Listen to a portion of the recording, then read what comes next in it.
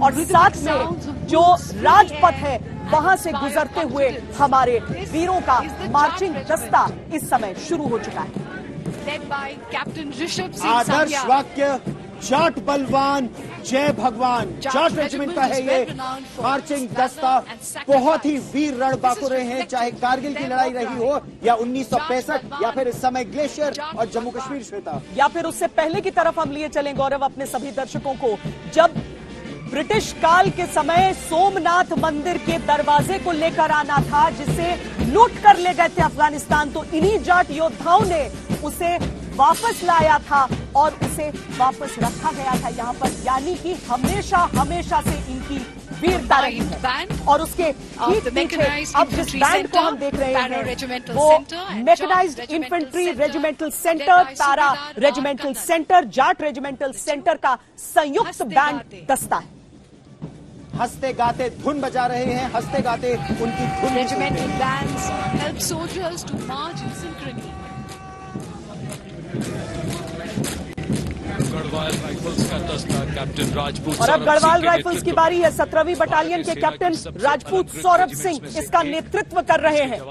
आदर्श वाक्य बोल बद्री विशाल की जय, और उद्घोष अगर उनकी बात करें तो वही श्रीमद् भगवद गीता की पंक्ति युद्धाय कृत निश्चया हतो वा प्राप्यसि स्वर्गम जित्वा व भोक्ष्यसि महीम तस्मादुत्तिष्ठ कौन्तेय युद्धाय कृत निश्चया।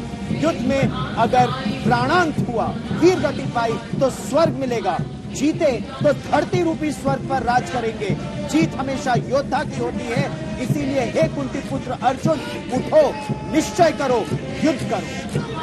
और अब इनके ठीक पीछे आप महार रेजिमेंट के जवानों को देख सकते हैं। यश सिद्धि बोलो हिंदुस्तान की जय, ये इनका युद्ध घोष है। और ये जवान आगे बढ़ते हुए अब राजपथ की रौनक को बढ़ा रहे हैं। इस रेजिमेंट को जाट रेजिमेंट, उसके पीछे हमने गढ़वाल राइफल्स को देखा और अब महार रेजिमेंट के ये वीर राजपथ पर आगे बढ़ते हुए परमवीर चक्र से सम्मानित ये रेजिमेंट। अच्छा, आज हम गणतंत्र दिवस मना रहे हैं, बाबा साहब भीमराव अंबेडकर की बात कर रहे हैं जिन्होंने हमें हमारा संविधान दिया, और महार रेजिमेंट का जो गठन हुआ ये डॉक्टर भीमराव अंबेडकर का सतत निरंतर प्रयास था कि महार रेजिमेंट आज हमारे पास है।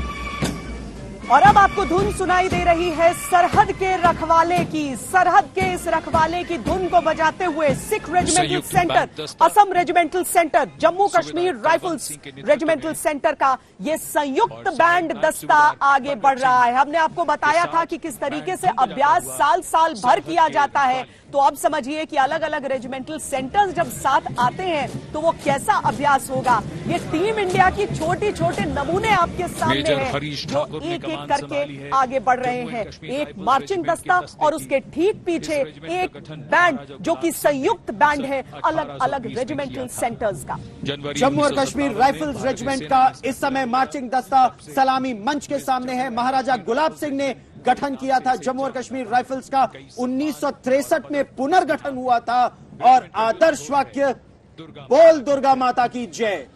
जैकरिफ से ही कैप्टन विक्रम बत्रा थे जिनकी वीरता की कहानियां हम सब सुनते आ रहे हैं और न जाने कितनी पीढ़ियां सुनेंगी। जम्मू कश्मीर राइफल्स के ये जवान उसी शान को लेकर आगे बढ़ते हुए, और ठीक उसके पीछे वो इंजीनियर जिनकी हर युद्ध में अहम भूमिका होती है इन्फेंट्री की मदद करने में, इंजीनियर्स बंगाल सैपर्स का है ये मार्चिंग दस्ता इस समय सलामी मंच के सामने। एकता, सेवा, इल्म, दृढ़ता और शूरवीरता है इनका आदर्श वाक्य। और यूं तो बलिदान की बात होती ही है, लेकिन यहाँ पर हम आपको बलिदान की धुन भी सुनाते हैं, क्योंकि ठीक बंगाल सैपर्स के पीछे जो बैंड आ रहा है, एक बार फिर एक संयुक्त बैंड है ये, जिसमें सिख लाइट यानी Sikh light infantry regimental centre, उसके साथ Ladakh scouts regimental centre, artillery centre, ये सब एक साथ एक संयुक्त बैंड के जरिए आगे बढ़ रहे हैं बलिदान की धुन को बजाते हुए। इस धुन को भी हम सुनते चलते हैं, क्योंकि जब ये लहराते हुए जवान हमारे आगे उनके बैंड्स इस तरीके से धुन बजाते चलते हैं तो आपके कदम थिरकने पर मजबूर हो जाते हैं। और वीर मद्रासी इडुक्कुल्लू इडुक्कुल्लू के नारे के साथ मद्रास रेजिमेंट का ये अगला मार्चिंग दस्ता।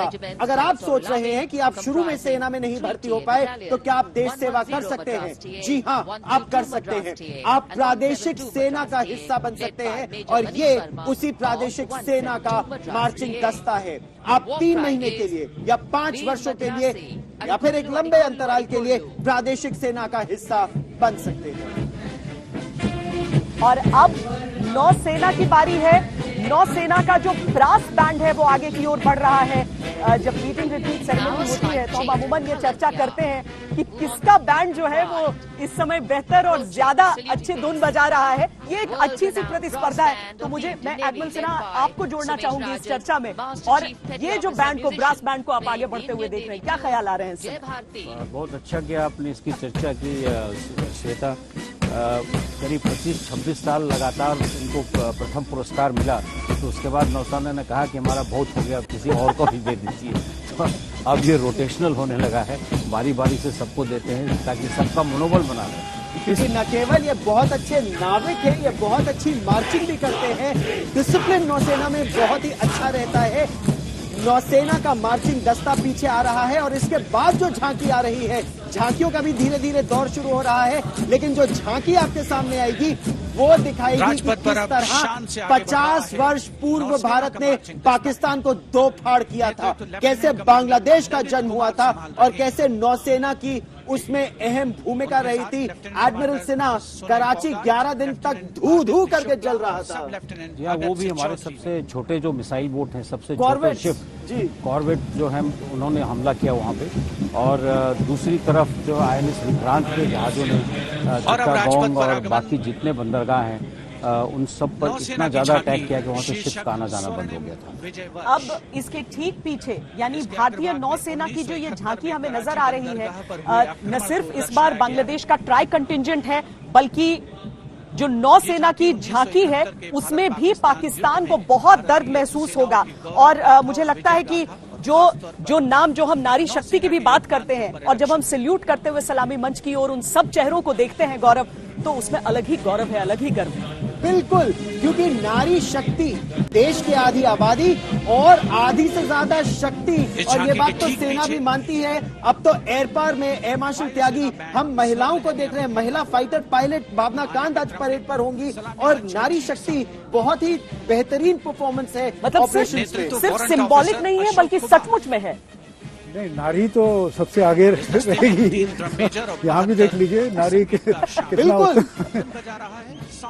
नहीं, पर अभी तक जो भी फीडबैक है उसमें जितनी भी विमेन फाइटर पायलट्स हैं वो बहुत ही अच्छा कर रही हैं और इनकी संख्या बढ़ती चली जाएगी और आगे भी युद्ध में भी ये बहुत योगदान देगी।